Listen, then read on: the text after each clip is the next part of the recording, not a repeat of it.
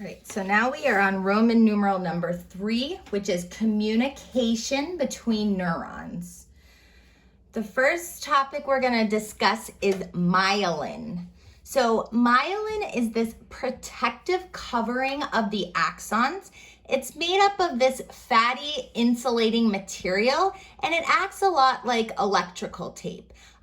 It's wrapped around the axons, which, remember, the membrane inside of the axon has that charge to it, that membrane potential, and the axon doesn't want to lose any of that charge, right? So it has this specialized substance that wraps around the axon to act as an electrical insulation.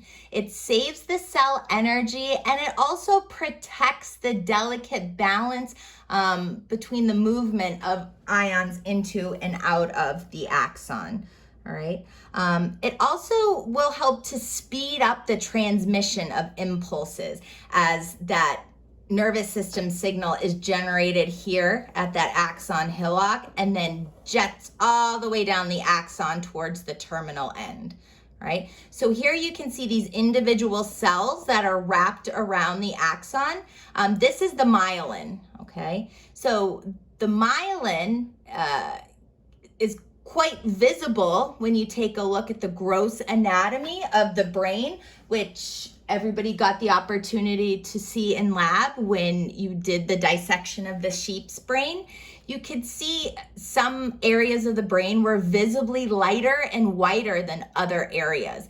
That white matter present in the brain and the spinal cord is due to the presence of this myelin that's surrounding the axons, all right? So anything that's considered white matter are myelinated axons present in the brain and spinal cord. So that's on the gross appearance. Anything that does not have that white matter or the myelin, this is called gray matter. So gray matter in the brain and spinal cord is composed of axons that do not have any myelin sheath around them, all right, which gives it that gray appearance. It doesn't have that electrical insulation. And you see these in areas where the axons are much shorter. If you have the axons communicating a shorter distance, you don't need that electrical insulation. The axons that are wrapped in myelin are the ones that have to travel a very long distance and maintain that strength of an electrical signal from the brain all the way down to the end of the spinal cord. So some of these cells stretch a very long distance, and they need to make sure that the electrical signal is going to keep up the strength for that entire journey, okay? Now, the myelin is actually a type of what we call a neuroglial cell, Neuroglia, neuroglia. These are support cells in the nervous system, okay? So, some of the neuroglia that you're gonna find in the peripheral nervous system is called a Schwann cell.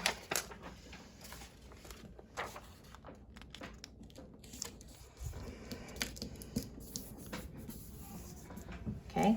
A single Schwann cell wraps around the axon, creating that electrical insulation. That is your myelin, okay? So a Schwann cell envelops the axon. It then rotates in a jelly roll type fashion, wrapping its plasma membrane loosely around the axon, okay? And then it forms those barriers. The Schwann cell cytoplasm is forced between the membranes, creating a tight wrapping around the axon to form the myelin sheath, okay? So in the peripheral nervous system, the myelin sheath is provided by a Schwann cell, right? In the central nervous system, the myelin is created by a different cell type. It's not the Schwann cell. So in the central nervous system, the myelin is provided by oligodendrocytes, oligodendrocytes, oligodendrocytes. Those are the myelin support cells that wrap themselves around the axons in the central nervous system. So make sure you know the difference in the cell type that creates myelin between the peripheral and the central nervous systems. Peripheral nervous system, Schwann cell. Central nervous system, oligodendrocytes, right? So we can kind of get a grasp on the importance of myelin's function if we take a look at a disease called multiple sclerosis. So in multiple sclerosis, you have some confusion in your immune system where the cells of your immune system actually start to attack your own normal healthy cells, okay? So in multiple sclerosis, you have rogue immune cells start to attack these Schwann cells and break them down. So you get a loss of myelination in the peripheral nervous system. If you lose the myelin in the nerves in your peripheral nervous system, it turns into total chaos when it comes to electrical transmission. The transmission of impulses are interrupted. You start to have irregular movement of motor muscles as well as muscle weakness. So over time, as this disease continues and progresses and you have more and more loss of myelin, you might start to see people suffering from this disease not being able to walk anymore, not able to coordinate motor function, having spastic movement of muscles, and it's totally out of their control. And it simply breaks down to the fact that there's not this myelin sheath that's protecting the axons, and you totally lose and get interruption of these electrical signals that are being conducted down the axon, which eventually communicates with the muscles of the skeletal system.